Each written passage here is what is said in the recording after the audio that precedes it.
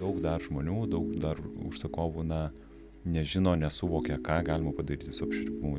Aš esu šalininkas koncepto ir minties, kad apšvietimas turi būti nematomas. Tai yra tekę, kad nors atkalbinėti klientą nuo vieno ar kito sprendimo, tempiant jau jį į tą funkcijos pusę. Stengiamės pasakyti, kas yra gerai arba kas yra blogai, išsirinkus vienokį ar kitokį šviestuvą, arba kodėl mes, tarkim, jo nesiūlytume, bet funkciją galima padaryti irgi gražią ir rasti tuos balansus.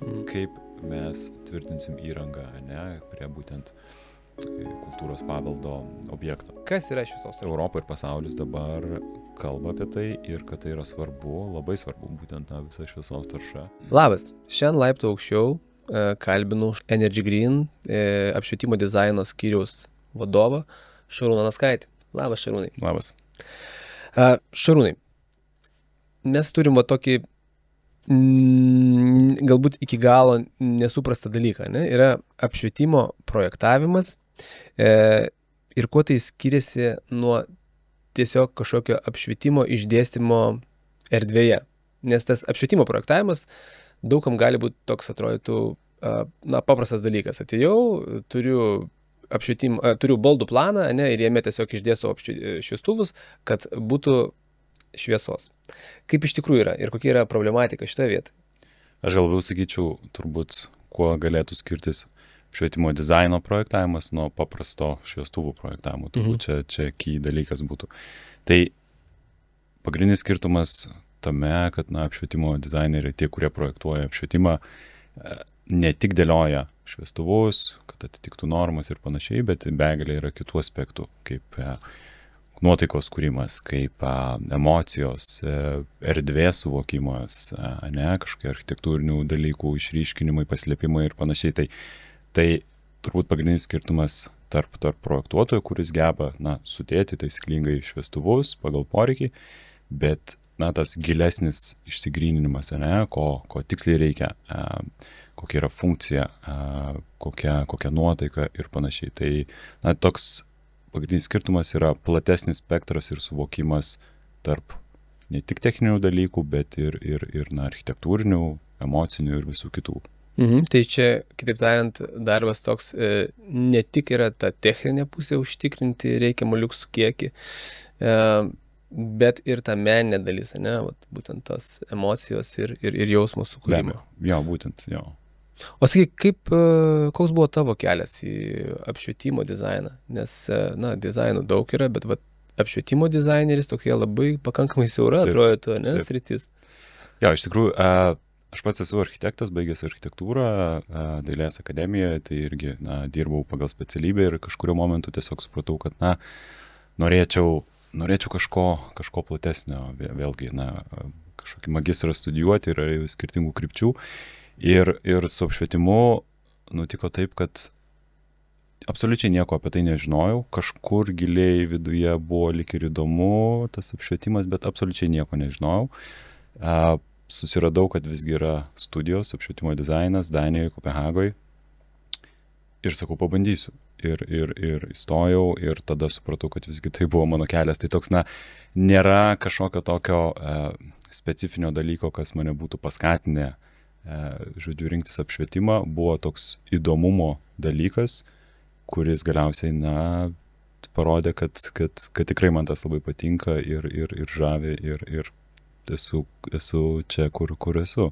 Tai turbūt tas apšvietimo dizainas jau nepasirodė, toksai siauras dalykas, o ten matyt atsiskleidė visas pasaulis šitai. Būtent, iš tikrųjų, žinai, jisai iš principo yra, kaip galvoju, toks siauras, pakankamai siauras dalykas, bet persipina daug plačių dalykų. Ir, iš mano patirties ir iš studijų metų ir iš visų kitų apšvietimo dizainerių, kuriuos pažįstu ir susidūriau, tai, jų kelias irgi apšvietimą atėjo iš labai skirtingų sričių. Tai faktas yra architektūra, yra architektai, yra interjero dizaineriai, yra produktų dizaineriai, yra medija specialistai, žodžiu, iš teatro atėję žmonės. Tai, tas apšvietimas yra platus, nes jis ir yra platus, iš tikrųjų, kaip pagalvoja, įvairios sritis, bet žmonės su skirtingais backgroundais atėję irgi ir būtent į apšvietimą ir, būtent tas ir, sukuria tą tokį platų, holistinį, skirtingą turbūt matymą, kas yra apšvietimas ir kaip mes jį matome. O Bet kai tu jau pradėjai savo apšvietimo dizaino karjerą, koks buvo tas pirmas tavo rimtas projektas, kuriame teko dalyvauti, kur teko prisimti atsakomybę, kurį tu prisimeni, kaip būtent tą, vat, jau, žinai, lipu į vandenį, dabar žiūrėsim, kaip bus. Aš turbūt, žinai, išskirčiau 2 tokius etapus ir galbūt 2 projektus. Tai pirmasis yra šiek tiek prieš istoriją, kai aš pabaigiau mokslus, likau Danijoje, Kopenhagoje, dirbau vienoje iš pagrindinių apšvietimo dizaino kompanijų. Tai, ten buvo mano, pavadinkime, tas turbūt pirmasis krikštas, pirmosios mintis, idėjos ir praktikos, kurios susipynė. Tai sakyčiau, kad vienas iš projektų buvo būtent tenais. Mes darėme tokį didžiulį teritorijos konversiją ir konceptualiai reikėjo persipinę įvairiausių funkcijų toje erdvėje ir buvo kuriamos įvairios nuotaikos ir panašiai. Tai man turbūt kaip ką tik baigusiam specialistui gavau tą užduotį, nebuvau pagrindinis dizaineris, bet didžią idėjų dalį irgi generavau ir dariau ir tai manyčiau, kad buvo tas turbūt toks atsakomybių nešimas irgi ir visą tai padaryti, didelis mastelis ir skirtingi niuansai. Tai turbūt buvo tas toksai gyvendinimas, o antrasis etapas turbūt tai yra jau Lietuvoje, kai grįžau ir pradėjau čionais būtent apšvietimo dizaino karjerą ir visus projektus. Tai paminėčiau Soboro projektą, turbūt galėsime plačiau dar šiek tiek apie tai pakalbėti, bet tai buvo visiškai nuo idėjos koncepto generavimo iki galutinio įgyvendinimo ir tie visi procesai, tai vienas suvaldyti ir užtikrinti, kad ne tik užsakovas, bet ir kitos institucijos liks patenkintos būtent tuo vaizdu, o kitas dalykas be abejo, kaip galutiniai, kažkokie skaičiavimai ir koks bus galutinis rezultatas ir ar tikrai tai atlieps bendrą tą vaizdą, kadangi tai yra vienas iš labiausiai matomų tokių objektų Kaune, ir o kas visą laiką buvo mintise, o kas bus, jeigu tos idėjos ir tie skaičiavimai, kurie programai rodė, visgi nebus taip, kaip įsivaizdavom.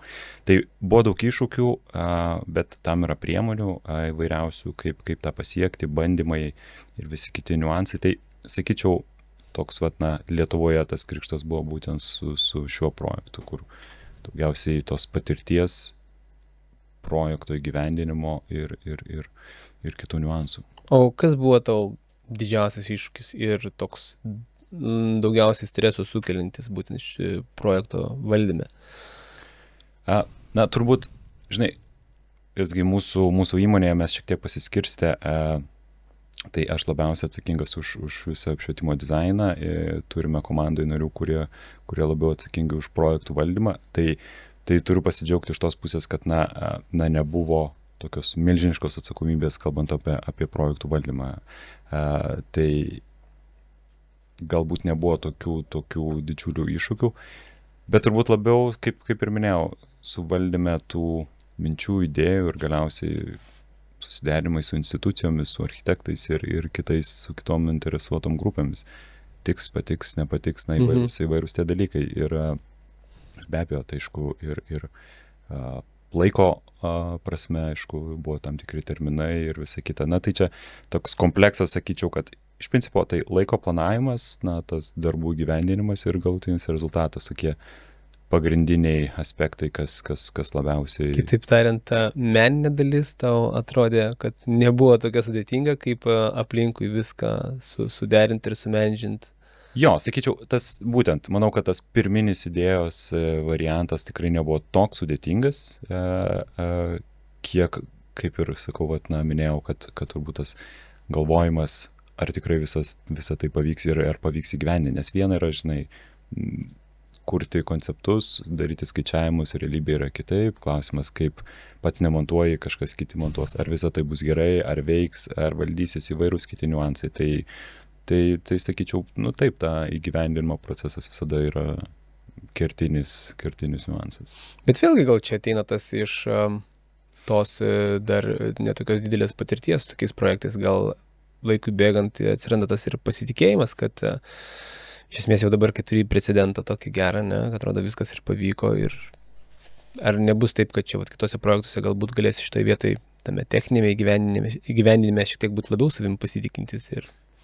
Manau, vienareikšmiškai pritariu faktas, kad, žinai, kiekviena patirtis yra patirtis ir ypatingai tokie projektai, tai pradėdamas iš naujo ar darydamas kitus projektus, tu žinosi, kur buvo tos skirtinės vietos, kur labiausiai įstrigdavai ir ko vengti, ko nevengti ir panašiai. Tai natūralu, tai manau, kad tikrai bus lengviau ir tai vienareikšmiškai šitą pusę. O tai šitam projektui pasibaigus, jūs pasidarėte kažkokią tai retrospektyvą, kad suprastumėte, ką reikėtų kitą kartą daryti kitaip? Kaip jūs dylinat su tuo, kad kiekvienas projektas paskesnis taptų vis geresnis už buvusį, ar yra kažkoks flow pas jūs? Jo, tai mes kažkaip tais, neturime tokio tipinio projekto aptarimo, kaip po kiekvieno projekto, nes vėlgi turbūt švietimo dizaine ir labai svarbu paminėti, kad priklausomai nuo projekto, aišku, dydžio, bet kartais net ir didelis projektas vyksta ypatingai greitai. Yra labai mažas laiko tarpas, kada tu tą turi padaryti. Šiuo atveju mes turėjom daugiau to laiko ir įsigryninti, tai kalbėjom būtent, kas buvo blogai, kokie niuansai, bet turbūt tai, ką išsinešėm iš to, yra, kad svarbiausia yra testavimas. Tai reiškia bandymai ir dar kartą bandymai, nes būtent po šitų dalykų, po tam tikrų bandymų mes keitėm sprendinius, po galutinių žodžių visą kitą, tai yra dalykas. Aišku, ne visada projektas projektui nelygų, ne visada yra to laiko, galiausiai finansų, nes tai irgi kainuoja, bet mano manimu, kad geriausi projektai yra tada, kai tu turi galimybę išsitestuoti, išsibandyti, daryti korekcijas ir žiūrėti tą galutinį gyvenimą, nes dažnai būna projektuose, kad tiesiog suprojektuojama, viskas atrodo tikrai tvarkingai, bet dirbant objekte, tai pamatai realybę ir kartais nebūna taip gerai. Tai žodžiu, tas visas tavo gražus darbas, kurį tu įdėjai, suprojektavai ir taip toliau, galiausiai netrodo taip gerai, nes tiesiog buvo kažkokių tais klaidų objekte pačiam, montavimo dalykus ir visa kita. Tai, bet žodžiu, keisti, testuoti, keisti, koreguoti, čia yra key dalykas, sakyčiau. O žvelgiant į tave, tik pabaigus studijas, ir dabar tu čia sėdi, jau atlikęs nemažai tų sėkmingų projektų, ar keitėsi ir kaip keitėsi tavo požiūris į apšvietimo dizainą? Ar kažkas fundamentaliai pakito, ar tu vis dar esi tas pats? Geras klausimas. Turbūt, žinai, aš galvoju taip pat, žvelgiant į mano patirtį ir visus projektus, aš turbūt sakyčiau, pagrindinis dalykas, kas labiausiai pasikeitė, tai noras dirbti su vienokiais ar kitokiais projektais. Kalbu, ką turiu minį, iš tikrųjų, tai kad laiku bėgant supratau, kad man visgi labiausiai imponuoja lauko objektai, žodžiu, ar tai būtų architektūriniai fasadai, ar tai būtų landšaftai, kažkokie strateginiai dalykai, tai žodžiu, visą tai, kas susijęs su lauku, nes pradėjau, aišku, nuo vidaus įvairiausių dalykų, bet supratau, kad visgi, tai yra ta vieta, kur kažkaip labiausiai mane traukia, labiausiai tie dalykai yra, kur ir galbūt tai, kad, kalbant apie interjero kažkokius apšvietimus projektus, tai yra daugiau mažiau yra kažkokie tais privatus, ar tai ne visai visiems yra primtini skirti, tai yra.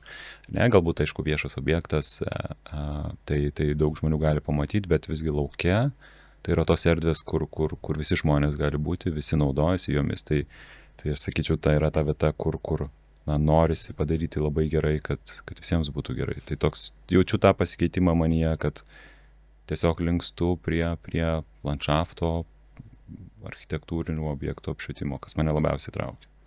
Galbūt vienas iš tų dalykų, kuris tave traukia, kad ten turi didžiulę sceną ir, sakykime, suprojektavot soborą, ne? Tai čia, žinai, Kauno ikona, kurią visi mato ir visi žino, kad Šarūnas ją darė. Žinai, galima galbūt būtų galvoti apie tai, bet tikrai tai nėra tas dalykas. Tiesiog jaučiu, kad labiau man imponuoja, žodžiu, eksterjero tam tikri sprendiniai ir kaip žmogus jaučiasi vakare būtent toje erdvėje. sakyčiau taip. O kalbant apie eksterjero apšvietimo projektus, ne, ar jūs gaunate konkrečią užduotį, kad pavyzdžiui mes norime, kad būtų atspindėta tam tikra nuotaika, ar būtent, vat, kad jūs turite vat, kažkokią tai nuotaiką sukurti to apšvietimu. Kaip ta pati užduotis atrodo? Labai įvairiai. Iš tikrųjų, kartais gaunam užduočių, kad užsakovas ar architektas aiškiai žino, ko nori bet, sakyčiau, tai yra retesnis gal net atvejs ir turbūt yra tai dėl to, kad būtent apšvietimo dizainas tai yra dalis edukacijos. Daug dar žmonių, daug dar užsakovų nežino, nesuvokia, ką galima padaryti su apšvietimu, nes turbūt visi supranta, taip, apšvietimo reikia, visur jis privalo būti, atitikti reikalavimus, jis turi būti.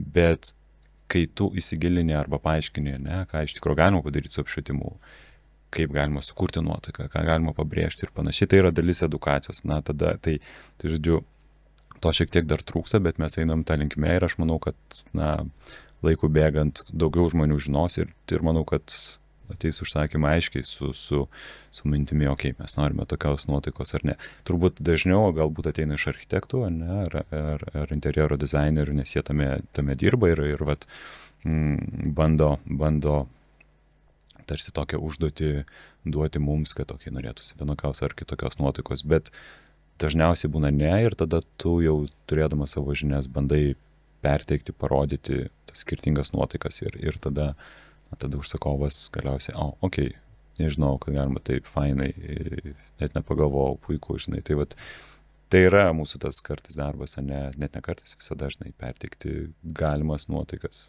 O tu užsiminėjai apie edukaciją, jūs patys kažkokia tais aktyvia kliento edukacija užsiėmat, ar vat, seminarų rengimas, nes tai čia panašiai kaip ir mano srityje apie išmanius namus, visi daug yra visko girdėję, bet mažai kas supranta iš tikrųjų, kaip tai veikia. Tai vat tu dabar kalbi ir aš girdžiu, kad jūs irgi turite tą niuansą, kad vieniems atrodo apšvietimo dizainas yra, tai kasgi čia tokio, ne, man turi būti apšviesta ir tiek, bet taip, kaip tu šneki, tai čia yra gilio šitoj vietoj. Tai vat, ar jūs galvojate apie edukaciją kažkokią? Galvojam tikrai, tai esame turėję kol kas tik vieną seminarą, bet irgi būtent apie apšvietimo svarbą, apie landšafto urbanistinį tą apšvietimą ir tuos dalykus, bet mūsų įmonės perspektyvų ir vizijų strategijoje yra būtent edukaciniai dalykai, nes tai yra svarbiausias dalykas, kad kuo daugiau žmonių sužinos, kaip tai veikia ir kodėl veikia ir kam to reikia. Tai, žodžiu, tas edukacijos skleidimas ir bus, kad ta svarba, kad apšvietimo dizaineriai reikalingi ir kam jie reikalingi. Tai planas tikrai yra ir žodžiu, planuojame tai daryti ir mano pačio iniciatyva,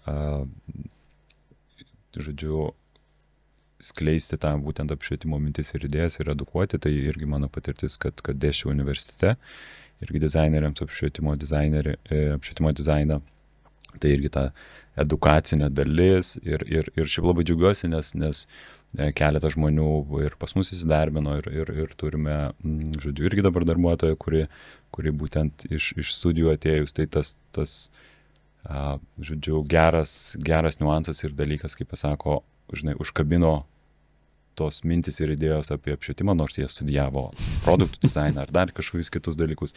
Tai tas iš tikrųjų labai žavė, ir aš manau, kad tai ir yra ta svarba, žodžiu, edukuoti, mokyti, kiek įmanoma. Tai planas tikrai yra, minčių turime daug, reikia tik laiko.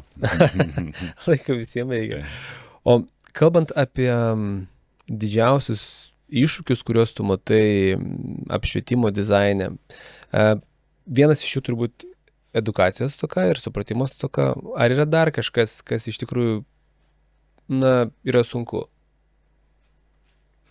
Manau, kad taip, teisingai paminėjau. Pirmas yra tikrai edukacija, žinios apie apšvietimą ir svarbą.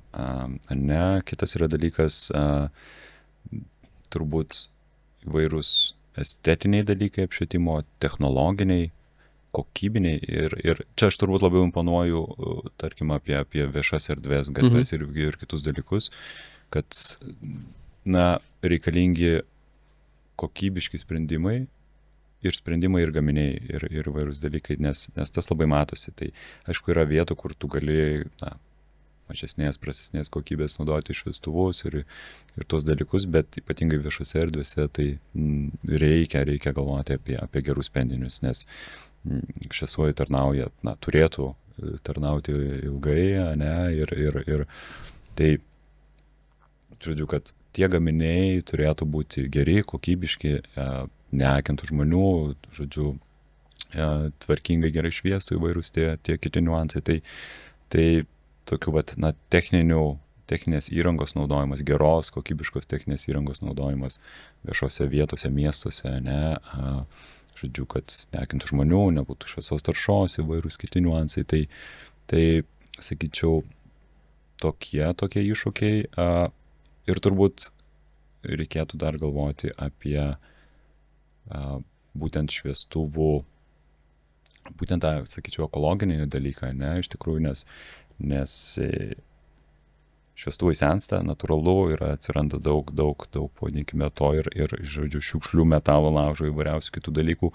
Tai kaip, žodžiu, mąstyti apie keičiamus dalykus, galvoti apie žiedinę, galbūt ekonomiką, įvairiausius tuos kitus niuansus. Tai edukacija, techninės įrangos geros naudojimas ir kaip, neprojektuoti, nepirkti, nepridėti mieste begalybės daug, o galbūt pernaudoti, surasti tas galimybės, kaip mes galėtume esamą įrangą atnaujinti, pakeisti ir galvoti būtent apie tą ekologiją ir būtent tą pačią ekonomiką, nes visą tai irgi kainuoja.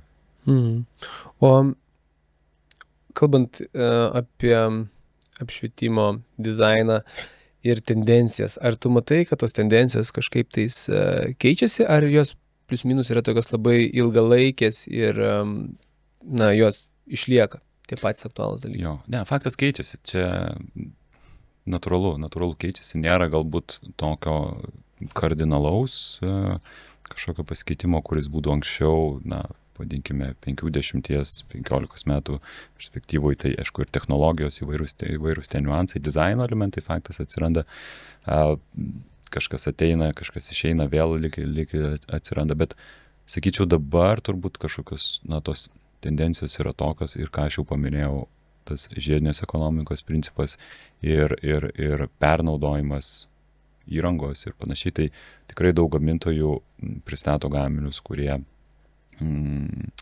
kuriuos tu galėtum po kažkiek tais laiko labai lengvai pakeisti arba kažkokius komponentus, kurie dažniausiai genda ir panašiai, kad tau nereikėtų viso šviestuvą imti ir išmesti, keisti ir taip toliau.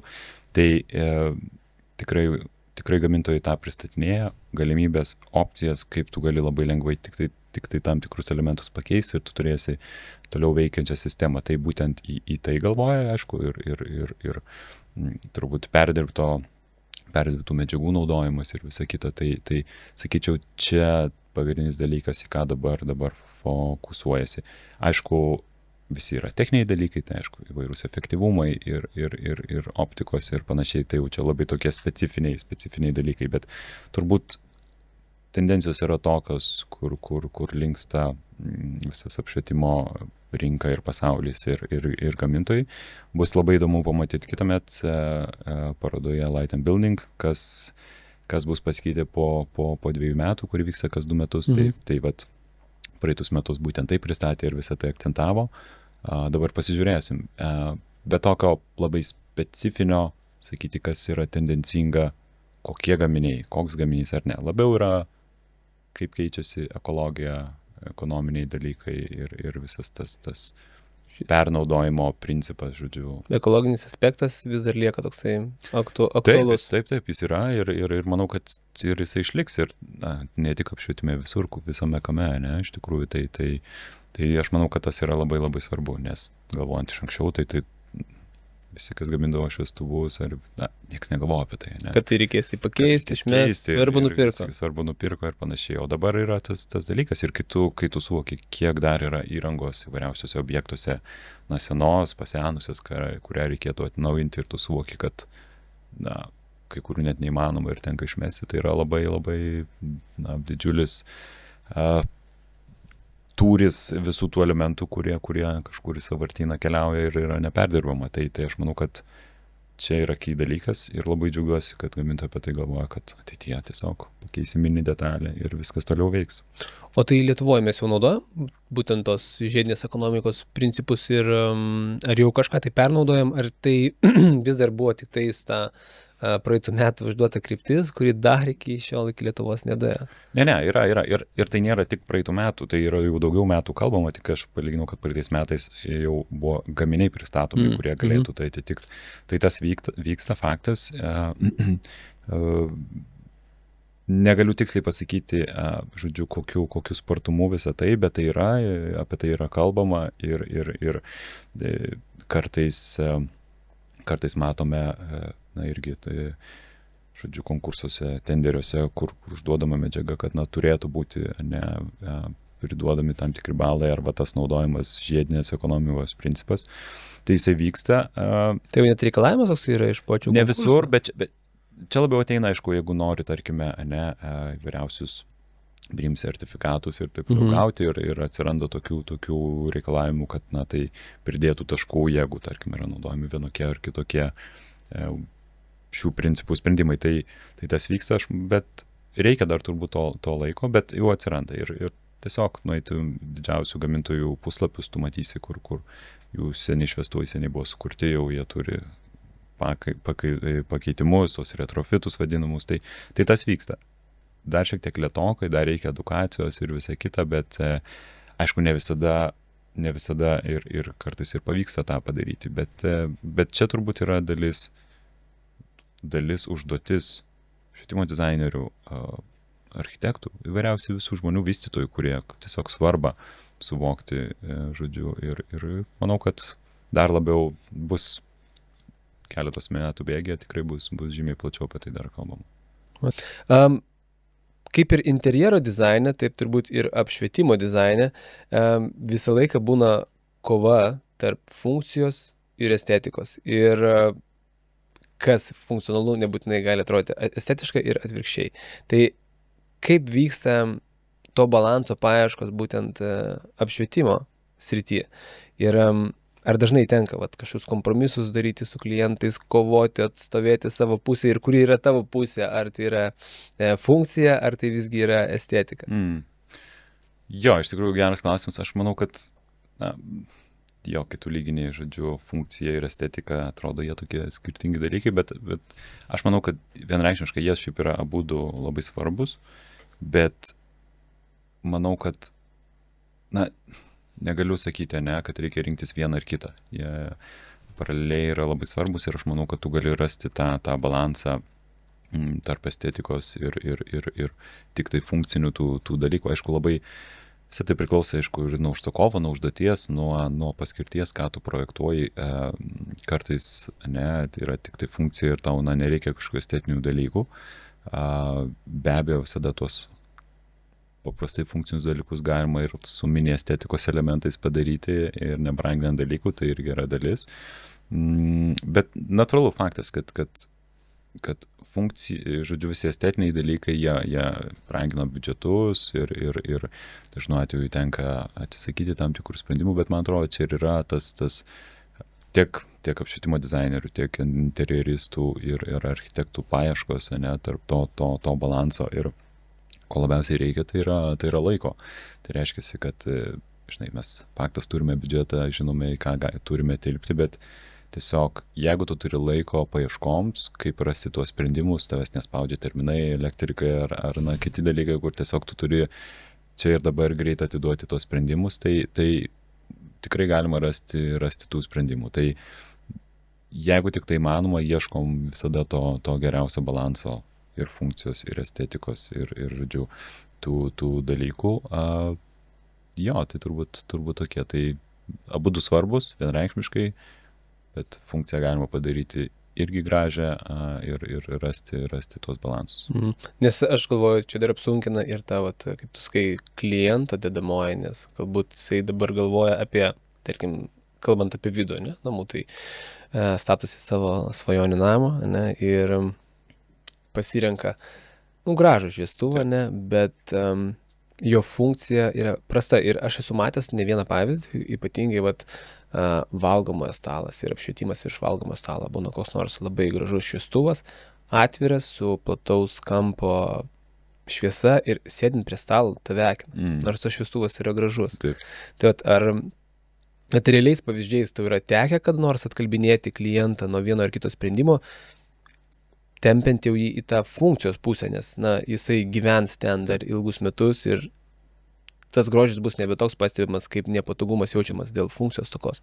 Jo, tai tikrai yra buvę tokių momentų, bet visada, žinai, mes stengiamės pasakyti, kas yra gerai arba kas yra blogai, išsirinkus vienokį ar kitokį šviestuvą, arba kodėl mes, tarkim, jo nesiūlytume, ne, bet jeigu užsakovas kategoriškai sako, aš tikrai jo noriu, man jis labai gražus, tada stengiasi rasti tą balansą ir kaip tu paminėjai, tarkim, mane, tas šviestuvas jis tau virš valgomo stalo akina ir panašiai, tai turbūt reikėtų galvoti galbūt apie kažkokius papildomus funkcinius sprendimus, kurie duotų tos bendros šviesos, tada tu reiškia tą galbūt savo dekoratyvinį šviestuvą galėtum dar labiau prisitemdyti, kad jis būtų dar labiau tik tai kaip dekoratyvinis elementas virš tos valgomojo stalo. Tai yra tų niuansų, bet sakau, čia yra tos paieškos, bet jeigu mes kaip specialistai žinom ir matom, kad galbūt tas sprendinys nėra pats geriausias, visada stengiamės pasakyti, argumentuotai, galbūt pakeisti, o jeigu neišeina, tada tiesiog dar kažkokiais papildomais elementais, papildomais sluoksniais, funkciniu apšvietimu bandai išspręsti galimas problemas, akinimas ir panašiai. Tai čia toks paieškos balansas tarp to. Dar aš galvoju, kad esi tu, apšvietimo dizainas, yra interjero dizaineriai. Ir mano patirtis rodo, kad apšvietimo dizainas ateina iš apšvietimo dizainerio. Tai kaip jums, ir aš tikiu, kad jie kreipiasi taip pat į jūs kaip specialistus, nes interjero dizaineris yra labai, labai platu iš tikrųjų ir labai geras specialistas visoje šitai plotmėje tai tikrai nebūsi, ne? Ir ar dizaineriai kreipiasi į jūs būtent dėl jūsų ekspertizės, ne? Ir žinių, ir kaip sekasi su jais bendrauti ir ar dizaineriai iš tikrųjų yra jūsų tas galutinis užsakovas, kaip visą tai veikia, nes aš jaučiu tokį pasipriešinimą, ne, kai ar nebus taip, kad dizaineris pas jūs ateina ir tada galbūt dizaineris diskredituoja savo būtent savo žinių stygių, žinai. Taip. Jo, tai iš tikrųjų labai daug dirbom ir pagrindinai dirbom su dizaineriais, architektais ir tu labai gerai pasakei, tu negali būti visų sričių specialistas, natūralu. Tai faktas, kad kreipiasi, nes reikia apšvietimo, reikia techninių įvairiausių dalykų ir panašiai. Tai pastoviai su tuo dirbame ir panašiai. Tai aišku, būna įvairių, žodžiu, turime klientų, pavadinkime, ne, kurie drąsiai kreipiasi, pilnai atiduoda visą projektą, sako, žiūrėkit, čia yra taip ir taip, čia reikės apšvietimo, visišką laisvę daryti. Kartais būna gauname su pakankamai aiškiom gairėm, ko reikia, gal kartais dažniau būna labiau tų funkcinių, techninių dalykų reikia išspręsti, ne, ir kažkokie dekoratyviniai elementai jau būna paliekami jiems, tai natūralu, tai yra, kaip ir minėjai, ne kažkokie estetiniai, dekoratyviniai šviestuvai, čia skonio reikalas, visa kita. Kaip ir minėjau, mūsų pareiga pasakyti, ar jis bus geras ar blogas, ne, bet turbūt labiau kreipiasi dėl tokių visokių techninių dalykų. Na ir kitas, kita sritis dar būna architektų, kurie viską žino ir žodžiu, tas apšvietimo dizainerių ar apšvietėjų paslauga tarsi tampa labiau paskaičiuokit čia apšvietą ir visą kitą, ir kartais ne visada klauso ir žodžiu, į tai, kad nėra taip viskas gerai, kaip jūs projektavot, arba žodžiu, kad tai gali neveikti. Bet tas keičiasi ir aš labai džiaugiuosi iš tikrųjų, kad vis daugiau ir daugiau architektų supranta svarbą, supranta, kad žodžiu, jie nėra apšvietimo dizaineriai, jie nėra tos srities specialistai ir jie kreipiasi į mus, kad mes padėtume, ne, su tuo dirbti, rasti tuos sprendimus ir tai žodžiu, nuo visiškos laisvės iki kartais tokių labai konkrečių sprendimų, tai vat tokie mūsų užsakovai, architektai ir dizaineriai, tai taip pat ir dirbam. Tai...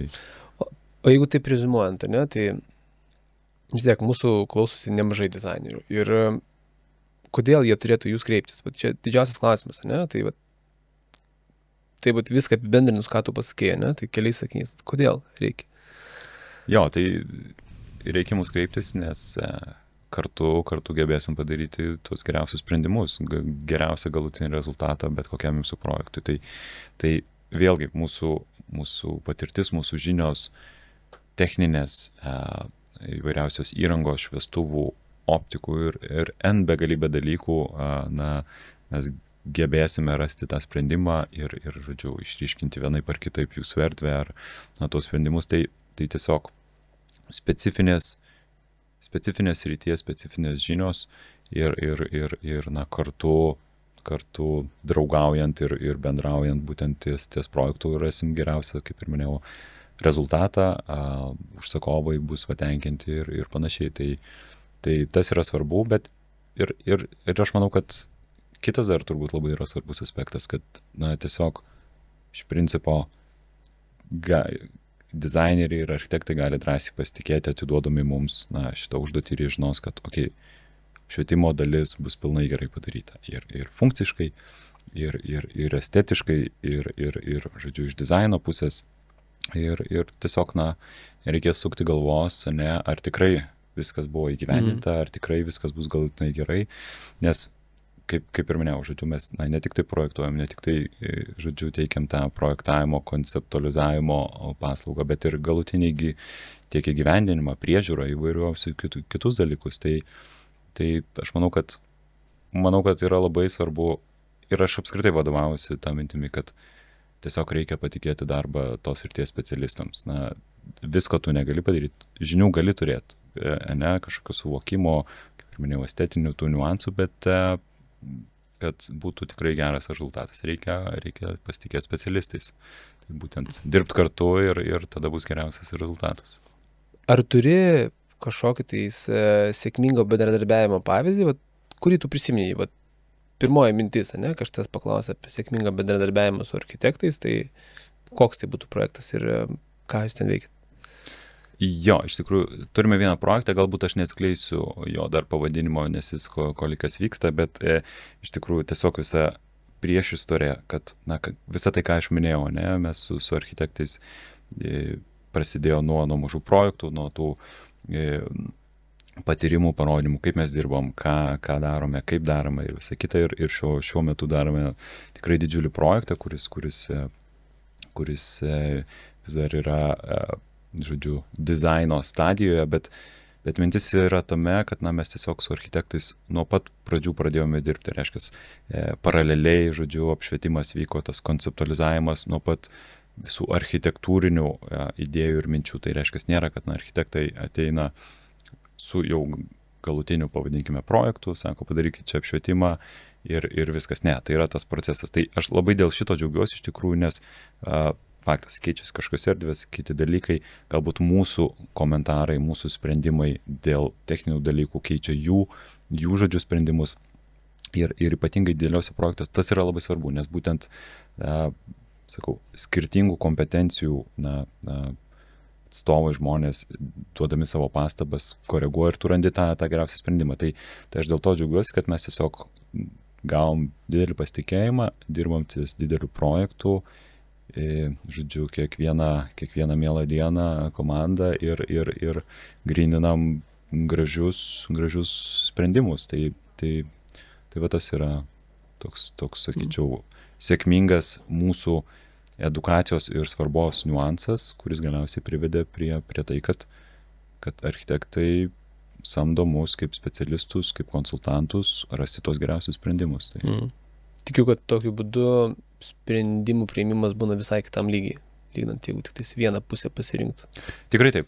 Ir mes radom, sakau, tokių sprendimo būdų, kur turbūt skubant ar greit darant, tu kartais net nepagalvotum, kad taip galima ir panašiai. Tai tas toks jo, tie sprendimai ir techninių galimybių įgyvendinimo rezultatai tikrai dabar konceptualiam lygiai tikrai džiugina ir sakau, galima turint laiko ir nuosekliai dirbant, tikrai galima rasti ir turėti gerus sprendimus, gražius dalykus. Skaudžiausia vieta galbūt to projekto buvo, kad užsakyti šviestuvai ne to diametro ir tai buvo minus 6,000 eurų. Kaip sekėsi išgyventi šitą? Ilgai save graužiai? Visi per daug asmeniškai priimam tas problemas. Dažnai elektros instaliaciją daro vadinamas dėdė, kažkur atvažiavęs iš regiono. Sulaukia tų skambučių, kaip prijungti laidus, o tai čia dimeriuojami šviestuvai. Tai kaip čia viskas valdosi, o tai koks jungiklis tada, tai čia taip paprastai neveiks, tai čia per appsą veikia, tu man pasakysi, kur laidos jungt, baikit jokas. Bet iš tiesų tai po to supranta tą vertę ir naudą ir būna netgi, kad sugrįžta tie patys klientai, kurie turėjo iššūkių, statosi antrą namą, iškart kreipiasi, sako, nebenorim tos pačios istorijos, gal galite iškart man padėti. O jeigu pakalbėti konkrečiai apie tai, kaip vyksta tas apšvietimo dizainas, ne? Tai kaip jūs parenkate intensyvumą, spalvinę temperatūrą, ar apskritai yra kažkokių auksinių taisyklių, kad pavyzdžiui, net ir tas, kuris galbūt nesikreips į jūs ir paprastas žmogus, ne, darydamas savo apšvietimą tiek vidaus, tiek išorės, ar yra kažkokios tai gairės, kurių pagalba atsirastų didesnė tikimybė, kad žmogui pavyks pasidaryti tą apšvietimą, aišku, ne top level, ne, kai ir dizaineriai, ir architektai sprendžia, bet tarkim, jeigu pats. Kažkokios gairės, kurios padėtų tam žmogui kažką tai pasidaryti tokio visai neblogo ir kažkur tai žiauriai nesuklysti. Gal nuo pat pradžių, nuo pirmo tavo klausimo pradėsiu, kad, žinai, visas tas procesas, kaip jis vyksta, tai yra iš principo pirmas dalykas, tos funkcijų išsiaiškinimas, ne, kaip imkime pavyzdį, mes turim kažkokį butą ar namą, ne, tai, žodžiu, svarbiausia, pirmiausia, reikia išsiaiškinti, kokios yra funkcijos, ne, kur. Tai čia tas yra analizės procesas, iš principo, analizės žingsnis. Tu analizuoji, ne, kur pas tave baldai bus, kokios funkcijos, ko reikės, ne, tai čia toks pirminis dalykas. Toliau vyksta, aišku, tada jau tas pirma analizė, tada yra kažkokios konceptualizavimas, ne, visas pateikimas, skaičiavimai, galiausiai specifikavimas ir įgyvendinimas. Tai čia būtų toks visas platesnis procesas. Bet jeigu kalbant ir galvojant apie kažkokius, vėlgi, dar buvo klausimas dėl visų intensyvumų ir kitų dalykų, tai, žinai, labai viskas priklauso nuo funkcijos ir kas norima ten pasiekti. Yra tam tikros gairės, faktas namuose, tai jeigu labai taip paprastai namuose, visada aš rekomenduoju naudoti tiesiog tik šilto spektro apšvietimą, ne, kažkur ofisuose galima šiek tiek šiltesnio. Tai viskas priklauso nuo funkcijos užsakymų įvairiausių tų dalykų. Bet jeigu kažkokia tais, tokia auksinė taisyklė pasakyti žmogui, kuris bandytų įsirengti apšvietimą, turbūt pagrindinis dalykas, ką aš visada sakau ir stengiuosi naudoti, tai stenkitės naudoti daug apšvietimo sluoksnių. Tai reiškia, kad, mes turime skirtingas funkcijas, skirtingi apšvietimo sluoksniai ir tai vadovaujasi aš būtent tokiam trim. Tai pirmasis yra tas bendrinis apšvietimas, ne, kad mes turėtume, žodžiu, šviesą patalpose, nesvarbu kokia tai patalpa bebūtų, bet, žodžiu, bendrinė šviesa. Antrasis sluoksnis yra funkcinis apšvietimas, tai priklauso, ar bus kažkur darbo stalas, ar bus, žodžiu, valgomasis stalas, kažkokie kiti elementai, kur reikia funkcijos, galbūt skaitimui ir panašiai, tai, žodžiu, tokia specifinė, koncentruota šviesa atlikti tam tikrą funkciją. Ir trečias yra dekoratyviniai elementai, tai ar tai būtų dekoratyvinis šviestuvas, ar tai būtų kažkokia instaliacija, ar kažkokie kiti dalykai, kurie priduoda to tokio, įdomumo, kažkokiu tais to mini detalių, žodžiu, visame tame, visoje to aplinkoje. Tai tokie, jeigu įmanoma, naudokit 3 apšvietimo sluoksnius pagal visas funkcijas. Ir manau, kad tada turėtų būti, įdomus, geras interjeras, jeigu, aišku, su techniniais dalykais nebus suklysta ir panašiai, čia jau prasideda kitų.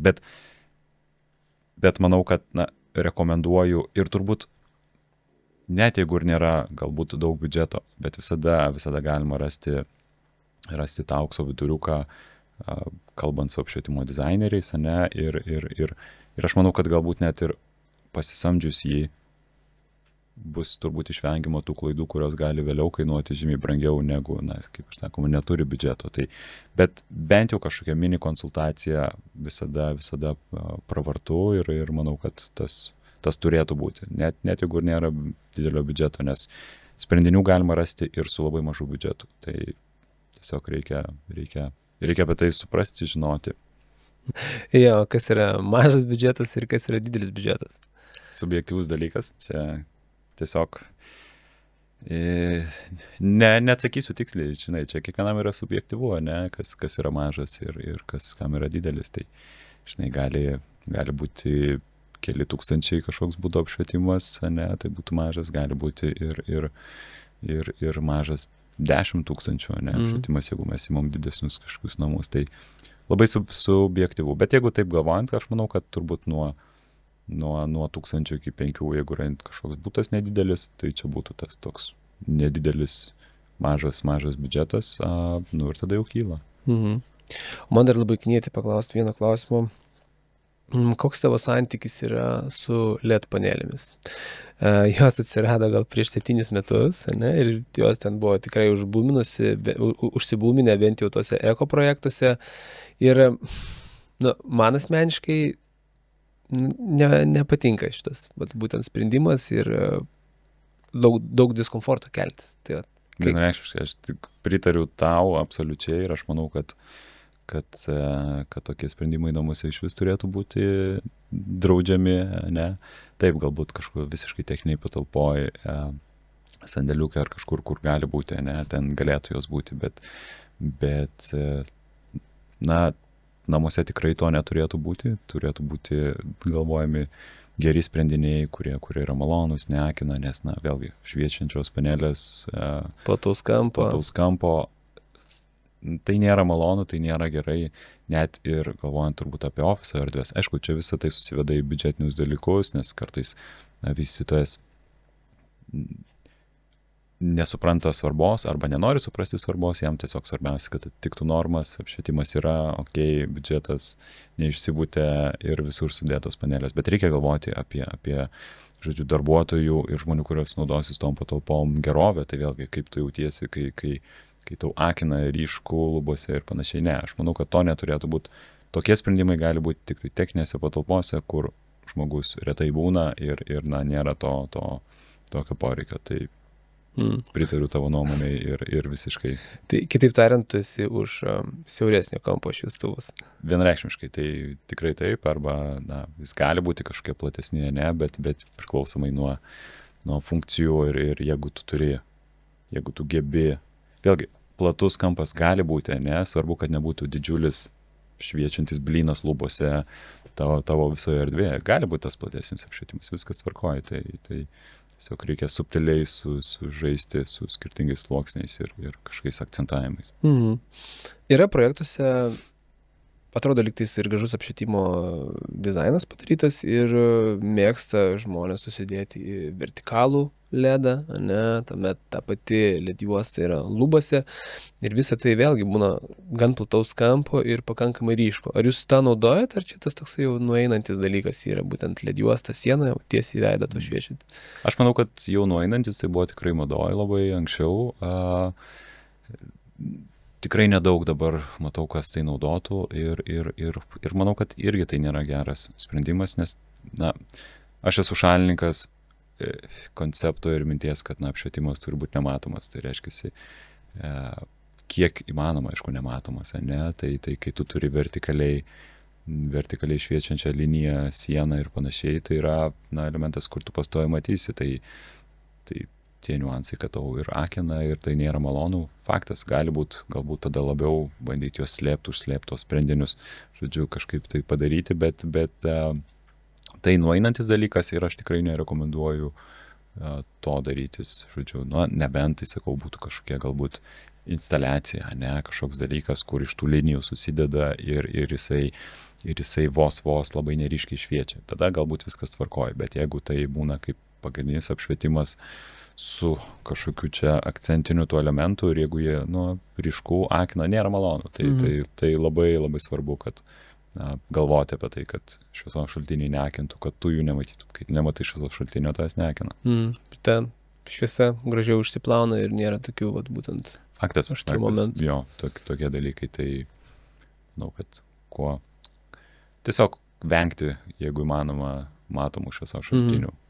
Nes kita klaida yra visai populiaru dabar baldose, lentynose naudoti tos ledinius pašvietimus, ne? Ir gražiausia, ką man tekia yra matyti, tai būtent profiliukas, kuriame LED juosta paslėpiama ir ten tu tik tais gauni į galą pašvietimą, į lentynos pabaigą pašvietimą, nėra tokios aštraus kampo ir vėl, nes tas pats akinimas, tas pats gali būti, jeigu prastesnis matimo šaltinis ir flikrinimas matyti, akis apkrauti. Tai kiek dažnai dabar baldose jūs montuojate, būtent, ar jūs vis dar montuojate tą tokį, pakankamai atvirą apšvietimą, ar visgi bandot, kaip tu sakai, ir jį paslėpti? Tai visada stengiamės, jeigu yra tik galimybė, rekomenduoti, kad paslėptų, jeigu tik tai įmanoma. Ar jisai leistas į baldą ir su, kaip ir minėjau, užleidimu, ne, kad nesimatytų šviesos šaltinio, tai ar kažkaip kitai bandytų slėpti, bet visą laiką siūloma ir rekomenduojama. Tai kiek įmanoma, sakome, kad slėptų visus šviesos šaltinius. Žinau, kad turėjai labai sėkmingą projektą Kauno Soboro apšvietimas, apie jį prieš tai buvau užsiminęs, ir žinau, kad pelnėt apdovanojimą LIT Lightning Award. Su kokiamis šalimis teko konkuruoti ir ką mes nugalėjom? Čia tarptautinis apdovanojimas, aš taip suprantu. Jo, tarptautinis apdovanojimas, tai tikrai daug dalyvių dalyvavo. Vėlgi yra skirtingos kategorijos, ne, tai mes buvome vieni iš laimėtojų, nes būtent skirtingose kategorijose skelbia daugiau laimėtojų, tai mes buvome vieni iš laimėtojų būtent toj heritage, paveldosauginiai architektūrinio apšvietimo kategorijoje, o šalys įvairiausias iš viso pasaulio, tai nuo Azijos, Amerikos, Europo ir panašiai, bet nemažai dalyvių dalyvavo, tai tikrai labai, labai džiaugiamės, kad... Buvo netikėta? Žinai, buvo labai džiaugsminga, labai giliai širdį tikėjausi, nes įdėjome daug darbo ir buvo toks malonus surprizas, labai apsidžiaugiu iš tikrųjų, bet labai, labai giliai širdį vyliausi, kad galima laimėti, tai tas ir pasitvirtino. O iš vis, kas sugalvojo Kauno Soborą apšviesti? Jis lyg tai ir buvo apšviestas ten kažkaip, ar ten tik tai gatvė aplink jį buvo apšviesta? Buvo apšviestas kažkada tais... Ant to Soboro buvo tų šviestuvų senųjų, ten dalis veikia, dalis ne, tai labai, labai prastai atrodė, bet visas projektas ir užsakymas atėjo iš užsakovo, privataus užsakovo ir mintis yra kokia, kad iš tikrųjų pats Soboras, jam vyko renovacija, tai irgi, atnaujinti Soborą ir Kauno miestas, iš ir ES finansų ir taip toliau, tai kad jisai atnaujinamas, bus gražus, tvarkingas ir visai kita, ir privatus investuotojas suvokė, kad jisai yra atnaujinamas, bet apie apšvietimą nieko neplanuojama, negalvojama, ir jo buvo tokia iniciatyva, kad reikia prie to paties padaryti ir naują apšvietimą. Tai buvo jo tokia mintis, jis mus pasisamdė, ir iš principo tai buvo dovana miestui. Privatus fondas investuotojas apšvietė Soborą ir tai įtikė dovaną Kaunui. Oho, stipru. Tai, kaip sakyt, Soboras pasinaudojo mecenatystę, ne? Iš principo taip, tai aišku, labai, labai, labai smagu, kad žmonės skiria savo lėšas, dovanoja miestui vardan gerų tikslų, tai iš principo, apšviesti, ar tai būtų apšviesti, ar kurti kažkokius dizainus, nesvarbu, bet iš principo tu skiri miestui, kad jis atrodytų gražiai, kad jis atrodytų tvarkingai ir tas yra labai džiugu. Tai aš manau, kad toks objektas Kaune, vienas iš centrinėje šie esančių objektų, staiga tampa puikiai atrodantis, gražiai atrodantis ir jo labiau su apdovanojimu, tai tas labai smagu. Tu pats minėjai ne kartą, kad mėgsti tą paslėptą apšvietimą, ne? Ir šitame projekte vadovaisis išlikai ištikimas savo šitiem principam, ne, kad apšvietimas turi būti nematomas. Buvo sunku tą padaryti? Jo, tai buvo tokių iššūkių iš tikrųjų ir teisingai pasakėjai, taip, stengiuosi visada vadovautis, jeigu tik tai įmanoma.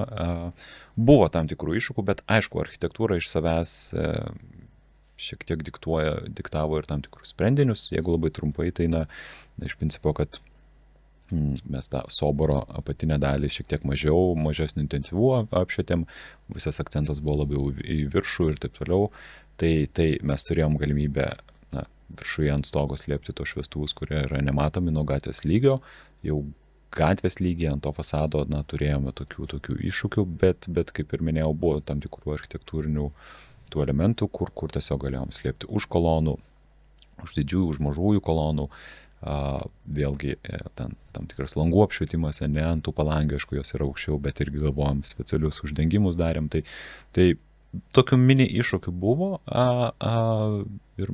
bet manau, kad visai neblogai pavyko ir iš principo mes turime pagrindę tik tai šviesą krentančią ant fasado be matomų šviesos šaltinių. O kokie iššūkiai buvo sunkiausi šitame projekte? Galbūt ne apšvietimas, o kaip su paveldu? Jo, su paveldu, šiaip sakyčiau, žinai, visai viskas sąlyginai lengvai ėjosi, būtent dėl tų derinimų, aišku, mes, kaip ir minėjau, kadangi tai nėra valstybinis užsakymas, nėra labai konkrečių terminų, kad mes būtinai turim per tiek ir tiek mėnesių suspėti, ir daroma viskas, kad tik tai suspėti ir panašiai. Tai pasidarėm namų darbus, padarėm tikrai su užsakovu ir architektais, tuos radom geriausius sprendimus ir tiesiog ėjom derinti per visas institucijas. Tai reiškia ir žodžiu, Kauno savivaldybei pristatinėjom, ir kultūros departamentui, kvadui, žodžiu, taip pat ir arkivyskupijai. Tai žodžiu, visos suinteresuotos grupės matė ir nebuvo tokių kažkokių kertinių turbūt sprendimuose tų elementų, kad nepritartų kvadas ir panašiai, tai geranoriškai atsižvelgiame jų pastabas ir gavom tą pritarimą. Tai taip sakyčiau, kad visai lengvai, bet dėl to, kad turėjom laiko galimybių keisti ir daryti. O kokių pastabų gavot, man įdomu, ką ten prie apšvietimo gali prikibti? Žinai, pagrindinis turbūt dalykas buvo šviestuvų tvirtinimo vietos. Tai reiškia, kad tu negali gręžtis į fasadus arba šiuo atveju buvo į stogą metalinės dalys. Tai čia buvo pagrindiniai dalykai, kad kaip mes tvirtinsim įrangą prie būtent kultūros paveldo objekto. Tai pagrindinis dalykas. Dėl apšvietimo kažkokių didelių pastabų nebuvo, nes manau, kad tikrai neblogai estetiškai padarėm, dirbdami komandoje ir su architektais. Tai nebuvo tų dalykų, bet manau, kad taip, netinkamą sprendimą, netinkamai apšvietęs galėtų kvadas sakyti, galbūt nereikėtų taip šviesti. Aišku, čia yra subjektyvus dalykas ir tu turbūt negali įrodyti, kad čia kažkas yra negerai, tai labiau yra techniniai dalykai, dėl ko jie galėtų nepritarti. Kaip tvirtini, gręžtis į stogą ir panašiai. Tai radom tuos sprendimus, kaip reikėtų negręžti ir panašiai, žodžiu, tvirtinti. Tai čia gavot pastabų, ne? Buvo, bet nebuvo labai daug, tai kažkaip, jo, dėl to džiaugiamės. Tai iš to, kad tu sakai, aš girdžiu, kad pakankamai sėkmingai pavyko tas visas projekto ėjimas per institucijas. Iš principo taip, tikrai nebuvo tokių kardinalių, bet kaip ir minėjau, tai visos įmanomos institucijos, visi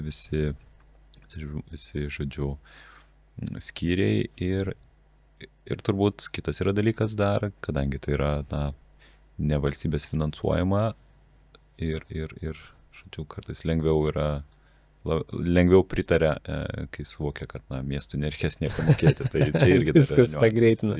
Tam tikrą prasme, taip. O kalbant apie soboro apšvietimo techninį sprendimą, ne? Tai tu minėjai, kad jis yra būtent daugiasluoksnis apšvietimas ir paslėptas apšvietimas. Ar tas apšvietimas visą laiką lieka toks pats, ar jūs jį galite keisti, koreguoti? Koks tai yra sprendimas apskritai? Tai iš principo visa yra suprojektuota scenarijais, tai reiškia, kad mes turime tą daug skirtingų sluoksnių, visa tai šviečia, tas vienas pagrindinių scenarijų, ne, yra tada nustatyta ir sureguliuota, kad iš principo yra tas naktinis, tai reiškia, kad nes nėra prasmės šviesti visų pajėgumų visą naktį. Faktas, kad žmonės nebūna gatvėse mieste, tai jis yra pritemdomas, išjungiami tam tikri sluoksniai. Na ir yra opcija numatyta, kad ar būtų kažkoks renginys, kad reikėtų išjungti ar žodžiu. Na, tai technologiškai yra tos galimybės, yra suprogramuota, yra galimybė keisti. Jeigu jie matysis, turbūt galbūt yra poreikis, žodžiu, kažkur tais mažiau ar daugiau to apšvietimo, jeigu reikėtų, ar kažkaip vienaip kitaip išjungti, bet opcijos ir galimybės yra kontroliuoti, kaip tu nori. Kitaip tariant, čia nėra tas sprendimas, kur į rozetį kišai ir jisai šviečia, ne? Tai, žodžiu, viskas šiuolaikiškai visom technologijom ir viskas veikia. Dar viena įdomi tema, kuri tampa vis aktualesnė, tai yra šviesos tarša. Šviesos tarša ir ekologija. Kas yra šviesos tarša? Geras klausimas ir manau, kad tai yra labai svarbu pakalbėti. Tai iš principo šviesos tarša yra visa šviesa, kuri krenta ne ten, kur jinai turėtų kristi, kuri krenta į dangų, kuri krenta į langus gyventojų ir panašiai. Tai yra visa šviesa, žodžiu, prastai suprojektuota, prastai gyvendinta, netinkami sprendimai, kurie keliauja į niekur. Tai, žodžiu, teršiamas miestas, teršiama planeta, būtent šviesa. O kur mūsų mieste tokį galim pamatyti? Jau gerėja situacija, faktas, dar galima rasti tų senųjų natrio, žodžiu, šviestuvų, kurie plačiai šviečia į visas pusės ir na, jeigu pažiūrėtume iš palidovo ar iš drono, užtektų pasikeltą, ne, tai iš tikrųjų matosi, kaip šviečia ir tos yra taršos. Įvairūs kiti sprendimai, kaip stadionai, oro uostai ir panašiai, ne, tai realiai visi šviestuvai, kurie šviečia aukščiau horizonto, reiškia 90 laipsnių, tai jau yra blogai. Tai jie skleidžia taršą, jie yra matomi ir panašiai. Tai kaip ir minėjau, kad na, turėtų būti tie sprendimai, švietimas toks, kuris suprojektuotas ir šviestuvai, įranga, optika, kurios na, krenta tik ten, kur reikia ant tako, jeigu reikia taką apšviest, kad tik ant tako, kad nekristų ant fasadų ir panašiai, tai tokie niuansai. Nes realus pavyzdys, netoli mano namų buvo pastatytas karinis miestelis, jis yra taip šviestas, kad realiai prie namų niekada nebūna tamsu. Nu, tai va tokio ypatingai, kai rūkas, tai ryškiai nebuvo atsižvelgti tai, kad nebūtina šviesti į horizontą, ne, jau galima tą šviestuvą pakreipti, nors antra vertus, jeigu buvo pirkti turbūt plataus kampo šviestuvai, tu kreipki nekreipės, ne, jisai vis tiek.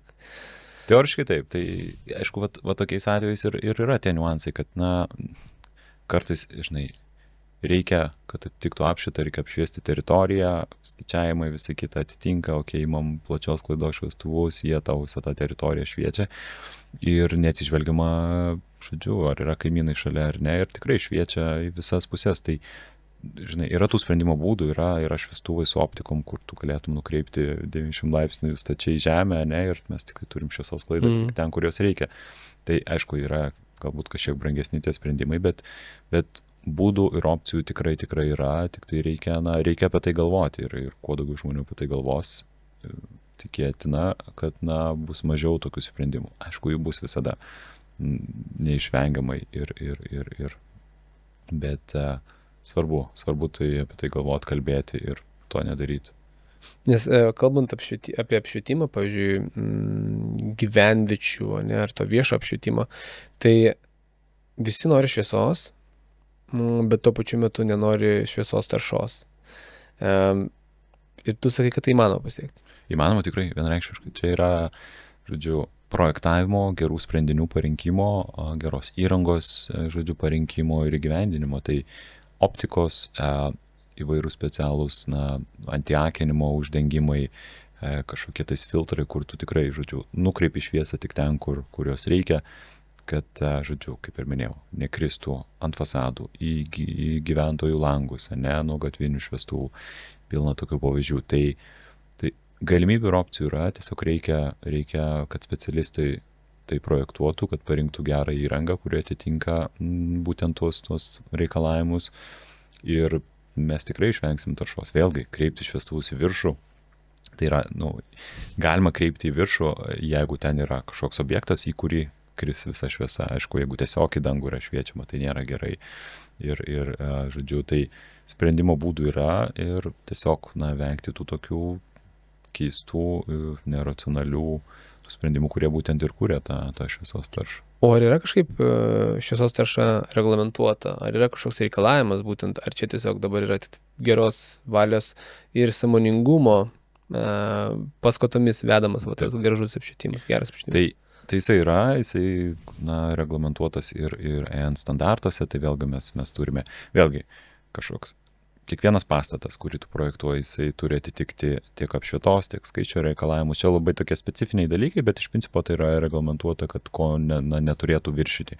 Centre yra vienokie reikalavimai, užmiesčiuose yra žymiai mažesni, tai visą tai reikėtų vadovautis. Vėlgi, jeigu pastatai projektuomi, kad atitiktų BREEAM reikalavimus, tai ten tikrai yra apie tai minima visi šviesos taršos dalykai.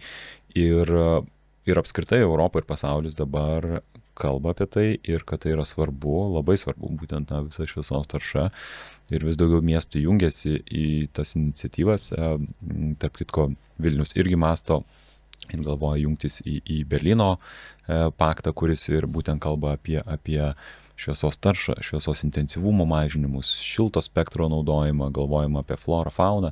Tai yra tie dalykai ir tai nėra tik tai, kad, gražus skambus žodis. Ne, tai žodžiu, svarbus dalykas ir miestai apie tai galvoja. Faktas, kad visą tai pakeisti, visą įrangą yra brangus dalykas, natūralu, ne? Tai ir užtruks laiko ir tie dalykai, bet man atrodo, kad jeigu yra strategija, jeigu yra miestas turi savo strategiją ir jos yra laikomas ir aiškios gairės, ką daryti, ko nedaryti, tai bus pasiekti tie rezultatai. Tai vieni miestai labiau pirmauja, kiti mažiau, bet sakau, svarbu turėti strategiją, viziją, dokumentą, kuris reglamentuoja ir miestas aiškiai link to eina. Tai tada ir bus tikrai sumažinta visa šviesos tarša ir tie niuansai.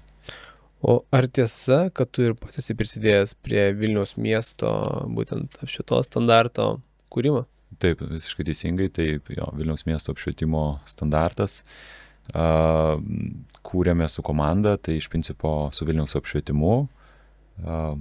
Buvau iš principo pagrindinis įrengėjas visų tų principų ir idėjų.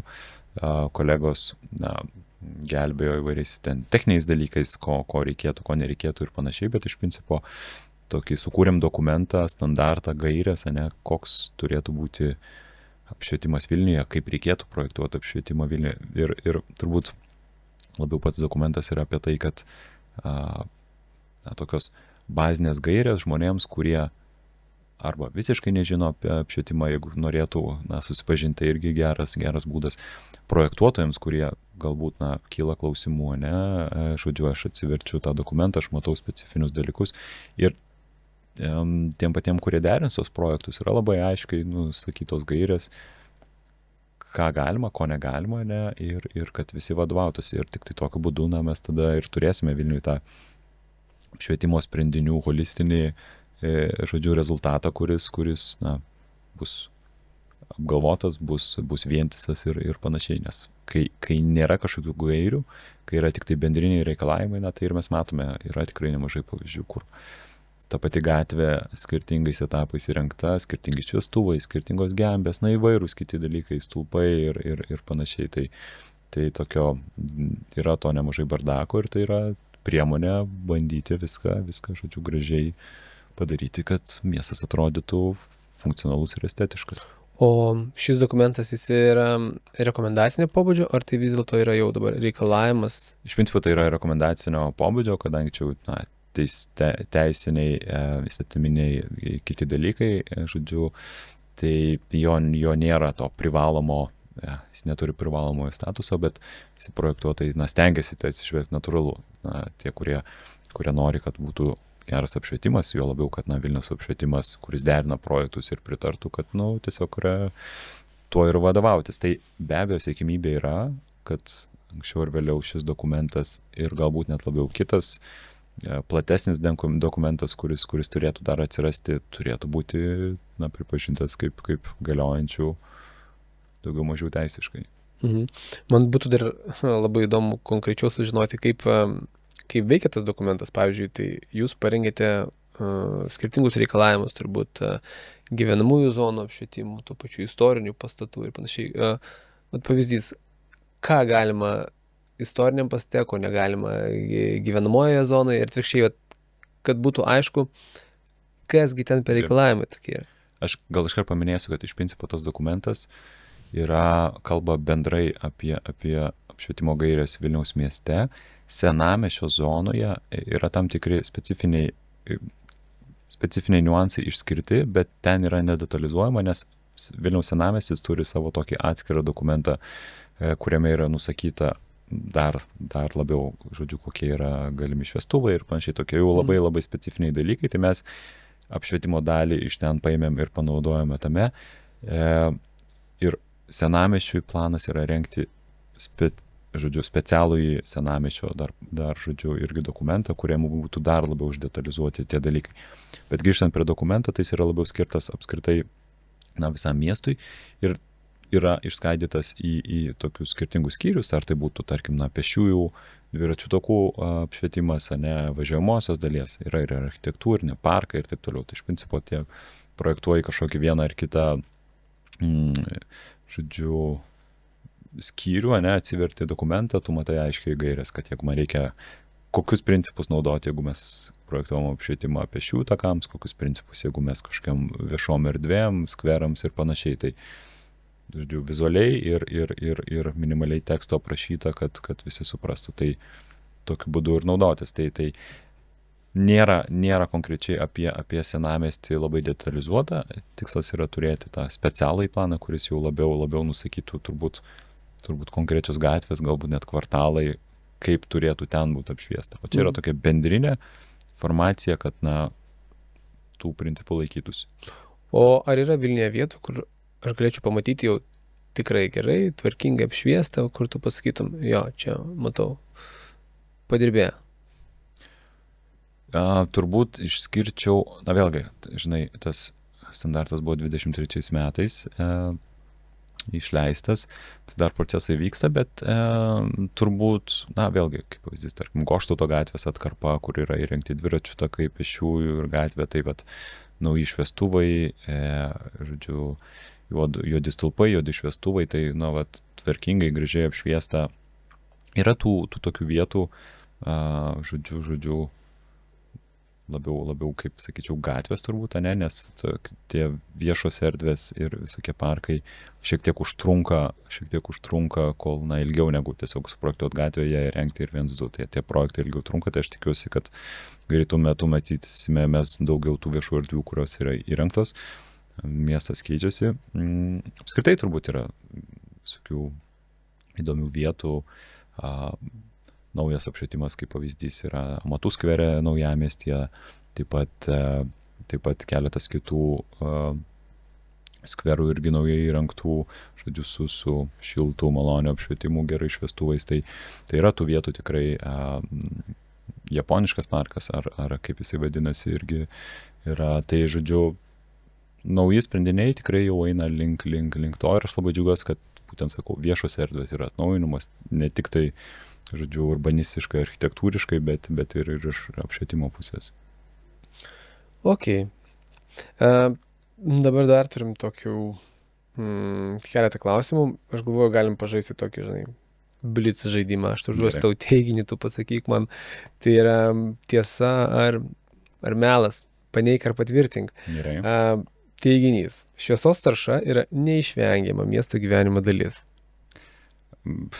Melas, sakyčiau, aišku, pažiūrėjus dabar, taip, yra kažkiek tos tiesos, bet melas. Kaip ir minėjau, kad tiesiog, nežinau, ar man reikėtų dar pakomentuoti apie tai, bet aš sakyčiau melas. Ok. Teiginys, šviesos taršos mažinimas yra brangus dalykas. Jisai kainuoja dalykų, žodžiu, finansų, bet per viduriuką.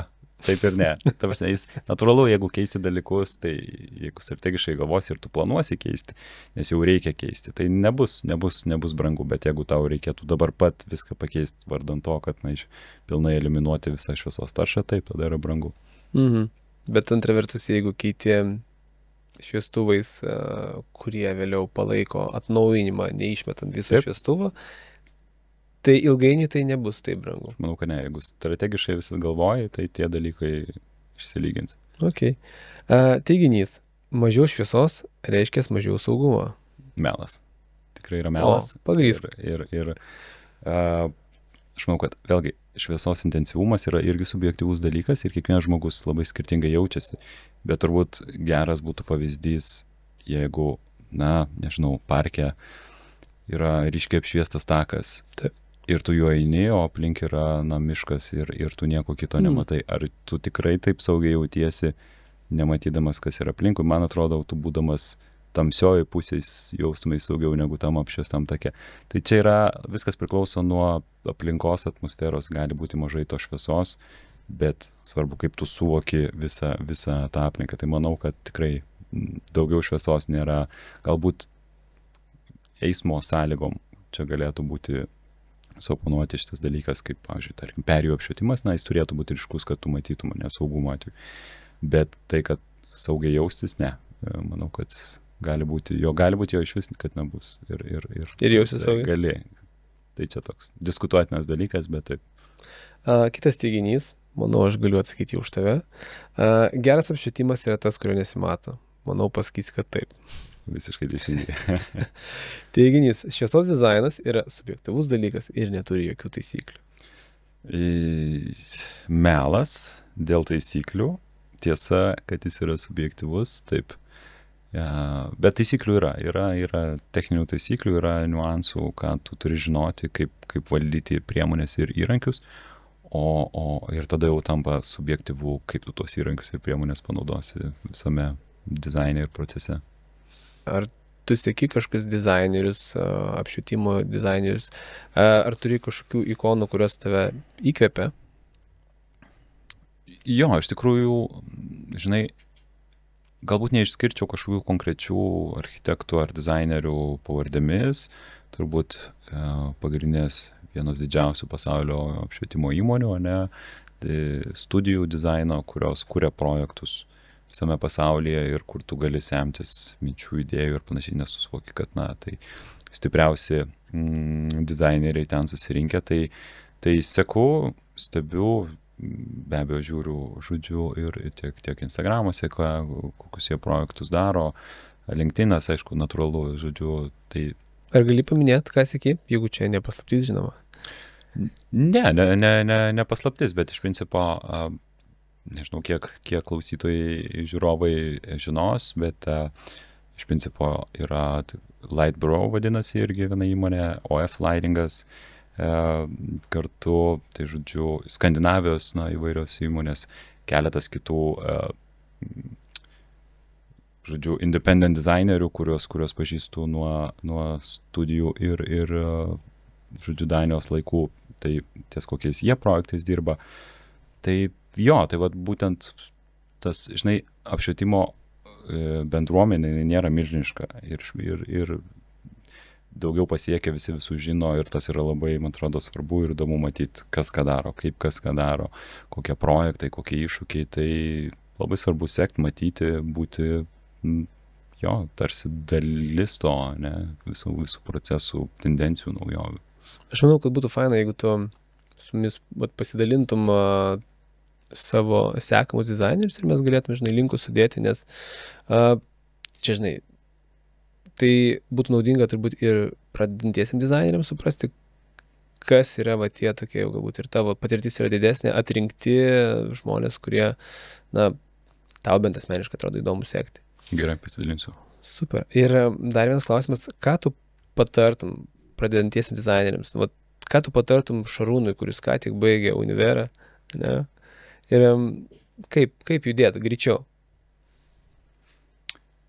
Turbūt patarimas būtų tiesiog drąsiai eiti ir bandyti dalykus, bandyti kreiptis į, žodžiu, įvairiausias įmonės, firmas, pasaulinės, Lietuvoje, nesvarbu, bet atlikinėti praktikas, gauti tų žinių, tiesiog būti žingeidiems, drąsiems, domėtis naujomis tendencijomis, sekti dizainerius įvairiausias įmonės, kas ką daro, žodžiu, dalyvauti renginiuose, kurie vyksta irgi, parodose. Tiesiog būti žingeidiems ir be abejo dirbti. Natūralu, reikia dirbti, reikia norėti.